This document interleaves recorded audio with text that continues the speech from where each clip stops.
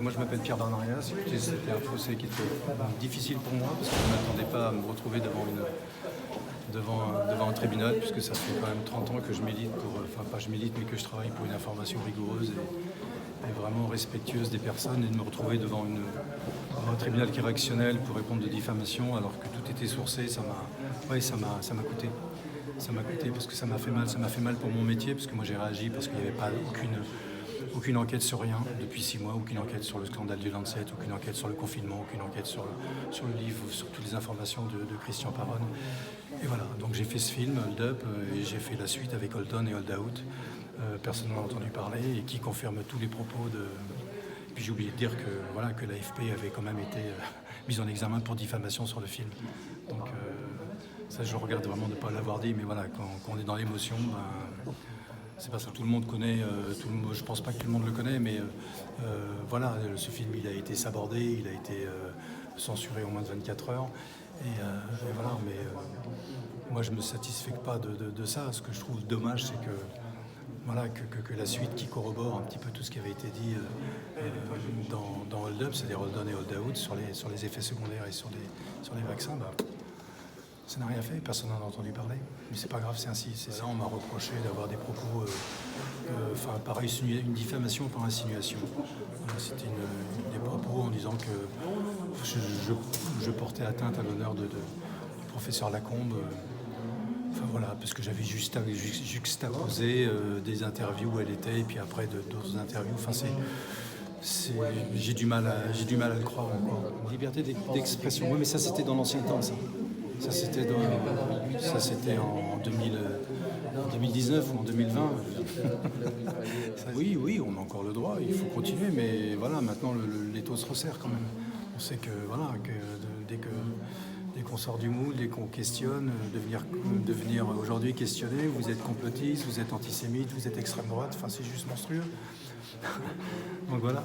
Mais bon, c'est comme ça, et il faut faire avec. Et puis de toute façon, je suis convaincu que l'histoire dira. L'histoire est en train de se faire, elle n'est pas encore là. Et je pense que voilà. Et puis j'ai confiance dans la justice. Très mal pris. Pour moi, c'est la pire des insultes. Un complotiste, c'est quelqu'un qui arrive dans le délire, quoi. Alors que moi, tous les faits étaient sourcés, tous les faits étaient là, quoi. Donc il n'y avait pas de complot, il y avait juste une réalité.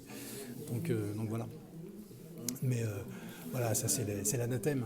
Mais vous savez, aujourd'hui, à partir du moment où vous questionnez, où vous avez une voix différente, vous avez une opinion différente, vous êtes classé comme extrême droite ou antisémite. C'est grave. Et puis moi, j'ai été surpris d'avoir un certain Rudi Reichstadt à l'audience. Je me suis demandé ce qu'il faisait là pour dénoncer, voilà, pour encore me traiter de complotisme, de complotiste à tout va, alors que... Bon, enfin, c'est juste. Oui, mais c'est ça. On coupe débat. Il n'y a plus d'expression, il n'y a plus rien. Voilà. C'est facile, ça arrange tout le monde. C'est bien d'avoir une seule ligne de conduite. Allez, obéissez. Rentrez dans les rangs. Bonjour, donc je suis Xavier Zalbert, je suis le directeur de la rédaction de France Soir et aussi le directeur de la publication. Et il y a eu un petit incident tout en début de l'annonce, parce que j'avais montré mes papiers attestant que je suis journaliste, notamment le fait que je suis inscrit sur les mentions légales du site de France Soir.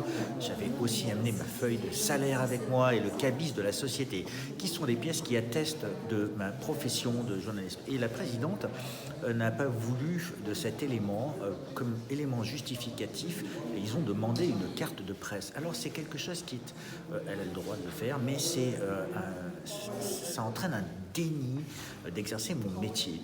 Et c'est ce que j'ai été faire valoir auprès de la procureure. J'ai appelé un de mes journalistes qui est venu me rejoindre à l'audience, qui est titulaire d'une carte de presse. Et cette suspension d'audience qu'il y a eu était pour aller justement exprimer auprès du procureur cet incident. Alors il se trouve que quand il s'agit de France Soir, on essaye de dire que je ne suis pas journaliste alors que la carte de presse n'est pas nécessaire, et ça a été déjà jugé, c'est écrit dans les médias, la carte de presse n'est pas nécessaire pour exercer le métier de journaliste, mais c'est un moyen, comme l'ont plaidé les avocats, de faire un bâillon. En fait, ce qu'on veut faire, c'est on a voulu empêcher que France Soir couvre cet événement, parce que ça dérange que France Soir puisse donner une autre voix, apporter une information qui est loyale, et c'est ce qu'on essaye de faire, c'est bâillonner la liberté d'expression. Et tout le procès que l'on a vécu aujourd'hui, et ce qui a été fait dans la plaidoirie de la fin de Maître Héringuez, c'est une procédure qui vise à empêcher la liberté d'expression, à la contrôler. Et ça, c'est quelque chose qui est inacceptable. Je ferai donc valoir mes droits parce qu'il est anormal qu'un tribunal empêche cette liberté d'expression, empêche un journaliste d'exercer son métier, et que si on impose un sésame d'une carte de presse comme étant l'élément nécessaire pour pouvoir couvrir une audience avec un dispositif électronique de manière à pouvoir le couvrir en temps réel, eh bien, il va falloir se poser réellement la question de qui délivre la carte de presse. Parce que, bien sûr, c'est une autre forme de censure, et donc on censure, on contrôle la liberté d'expression au travers de ces moyens. C'est la même chose qui se passe sur les traitements précoces. Au niveau de la Covid, on les a censurés, ces traitements. Pour certains, on a censuré la voix des médecins qui avaient une autre voix, qui portait un débat scientifique posé et qui nous demandait justement qu'à traiter les patients. Mais quand on n'était pas d'accord, eh bien on faisait un procès en complotisme.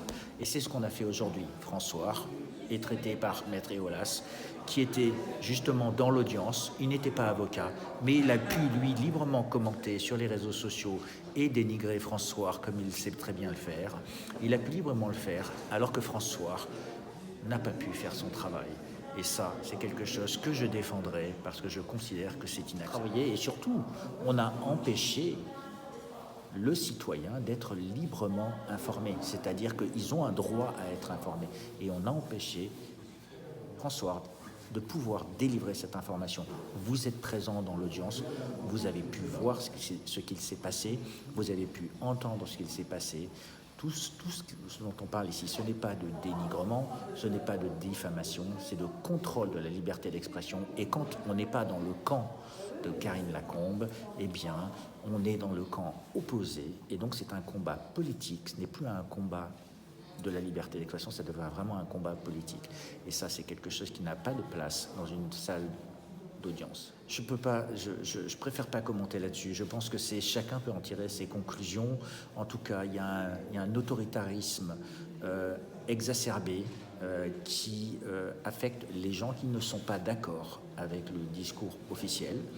Tout ce que je demande, c'est que l'on débatte de ces éléments, parce que dès lors que l'on va imposer quelque chose à quelqu'un, il faut qu'on le prouve. Et tant qu'on ne prouve pas ces éléments, eh bien, il faut qu'on en débatte. Si on doit faire usage de l'autorité sans fait, sans base factuelle, eh bien, à ce moment-là, on devra se poser la question de savoir si nous sommes encore dans une démocratie ou si on est passé dans une forme d'autre chose, dans une démocratie autoritaire, ou même, comme vous l'avez dit vous-même, aller increnter avec les avocats pour savoir exactement la démarche que je vais suivre, mais en tout cas, je vais faire valoir mes droits de manière à ce que le travail des journalistes puisse être respecté, surtout parce que mon devoir, c'est de respecter les lecteurs, c'est de pouvoir librement les informer en temps réel, comme ils sont. Vous savez, comme Pierre Barnérias l'a dit, aujourd'hui, on peut le prendre de manière excessivement personnelle, ou on peut aussi en rigoler et le prendre comme une lettre de noblesse. Quand on voit la personne qui délivre les étiquettes en complétiste, qui s'appelle Rudi Reichstadt, il a l'air très très fier de lui quand il délivre ces étiquettes. Et quand on voit qu'il est financé à hauteur de 50% par des fonds publics, on peut se demander de l'usage de ces fonds publics. Et donc, on va demander une transparence à ce sujet-là.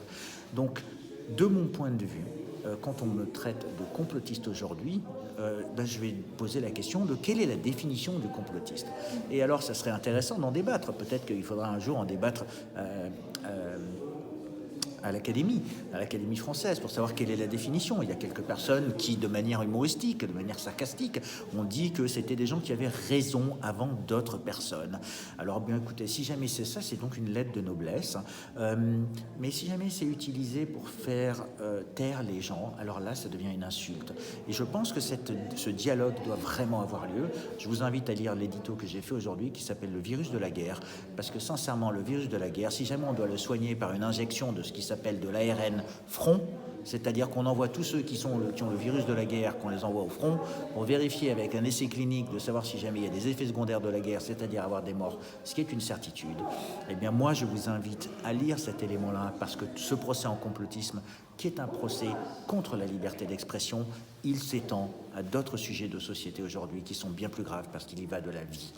de nos concitoyens. Alors il se dit journaliste, mais en fin de compte, il veut exercer la possibilité de donner un droit de réponse comme bon lui semble. En fait, d'abord, c'est un droit. Le droit de réponse est de droit. Alors il y a un format juridique à respecter. Et bien sûr, moi j'invite tous les gens à avoir un débat, mais ce monsieur, bien sûr, refuse le débat avec des gens qu'il juge complotistes. Donc en fait, il s'octroie le droit de juger les gens et de refuser le débat. Donc en fait, il a les droits sans avoir les devoirs. Je lui rappelle que quand on est journaliste, le premier des devoirs que l'on doit faire, c'est de dire la vérité, quoi qu'il en coûte, en respectant le droit du public de savoir la vérité, de voir l'information. Cette personne biaise l'information de manière constante, fait plus de la propagande et confond propagande et journalisme. Et aujourd'hui, il l'a encore prouvé dans la manière dont il s'est exprimé. Je n'enregistrais pas, parce que c'est interdit d'enregistrer dans une salle d'audience, j'utilisais mon téléphone avec le compte Twitter de François, juste pour faire un live Twitter qu'on m'avait permis de faire à l'audience à Marseille lors du procès Raoult, où la présidente avait regardé les pièces que je lui ai données. Elle a jugé qu'il n'y avait pas de raison de m'empêcher de faire mon travail. Ici, la présidente a défini autrement. Je pense que c'est une bonne décision, un bon sujet à débattre dans un tribunal, de manière à ce qu'on puisse définir exactement, a-t-on besoin d'un sésame, c'est-à-dire une carte de presse pour pouvoir faire un métier, ou un journaliste qui est directeur de la rédaction d'un journal, salarié de cette société, inscrit au cabis de cette société, qui remplit donc les conditions fixées par la loi, parce que, je rappelle, que quand on remplit ces conditions, on devrait pouvoir l'exercer. D'ailleurs, il y a déjà des médias, il y a des jurisprudences qui le dictent. L'AFP le dit, non, nous n'avons pas besoin d'une carte de presse pour exercer le métier de journalisme. Il y a certaines conditions, bien sûr, mais moi j'ai des journalistes chez François, ils ont la carte de presse. Je suis aussi directeur de la publication et aujourd'hui il y a un débat entre est-ce que le directeur de la publication peut avoir une carte de presse ou pas, et ce débat n'est pas vraiment tranché. Donc c'est encore une fois une barrière, c'est une censure pour exercer un métier. J'espère que tous les individus qui respectent la charte de Munich et les devoirs du journaliste, qu'ils aient une carte de presse ou pas, puissent décemment exercer leur métier. Et on sait que c'est déjà suffisamment difficile d'informer aujourd'hui et de respecter tout cela. Je rappelle qu'il y a un des autres devoirs de la charte de Munich, c'est de corriger l'information quand on apprend quelque chose de faux. Je pense que je n'ai jamais vu Conspiracy Watch corriger quoi que ce soit. Et j'aimerais bien un jour qu'il y ait un véritable débat sur l'usage des fonds publics et le financement de ce genre d'officine. Eh bien, moi, je pense que les gens qui suivent François, d'abord, ils savent qu'on respecte cela. Ils savent qu'on se bat on se bat vraiment pour la liberté d'expression et qu'on se battra parce que notre analyse est basée sur des éléments factuels. Et quand on exerce une opinion, quand j'écris un édito, je le mets dans la section opinion.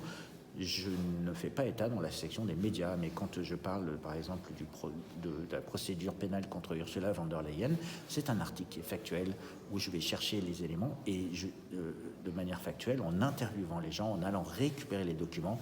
Et ce qu'il y a de fondamental, c'est que les médias font plus d'opinion.